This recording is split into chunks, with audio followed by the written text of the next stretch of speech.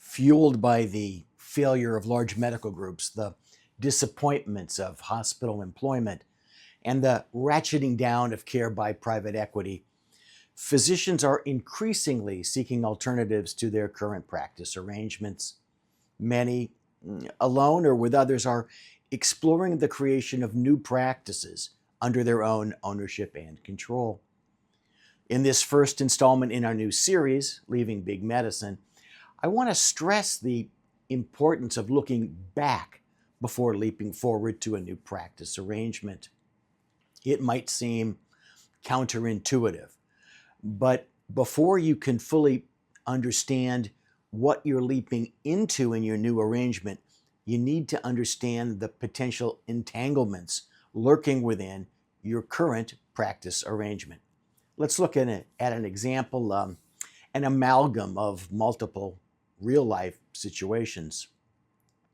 Dr. Marty McDoctor practices with a hospital-affiliated medical group, we'll call it HMG, in a state that permits covenants not to compete in connection with the sale of corporate shares.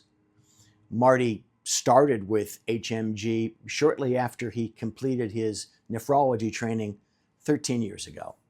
He's now extremely unhappy and has decided to join a medical school classmate, Pat, in forming a new group. They found office space across the street from Marty's present office and are getting ready to sign a lease. As Marty was preparing to finalize arrangements with Pat, it occurred to him that he should check to see how much notice he's required to give his present employer. To his shock, it's 120 days notice. However, that was comparatively the good news. Marty believed that he was simply an employee of the large group. But as he was attempting to resolve the quandary of having to give 120 days notice, he discovered a piece of paper that he had signed 7 years ago. He recalls that he signed it in order to qualify for participation in a bonus pool. But now, upon a careful reading, he realizes that the document granted him 1 share of Class B stock out of 10,000 shares of Class B in HMG and bound him to a shareholders agreement and its covenant not to compete.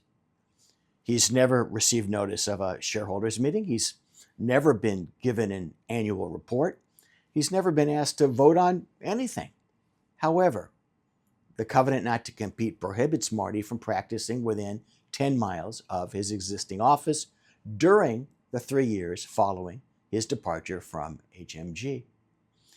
What if Marty hadn't discovered those facts until he was seeing patients in his new office across the street?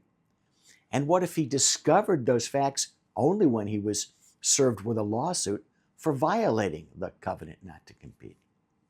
Now, of course, this begs the question of whether that sort of covenant not to compete under those circumstances would actually be enforceable. But the cost of challenging it might be a few $100,000 in litigation expenses. But that's just one sort of example. There are many others, and they all boil down to the same bottom line. Unless you understand the potential metaphorical hands grabbing at your ankle, you really don't have a clue about your ability to break free. Here's the major takeaway. Look before you leap is generally taken to mean focus on where you're planning to land. However, in leaving big medicine, it also means looking from where you're about to leap.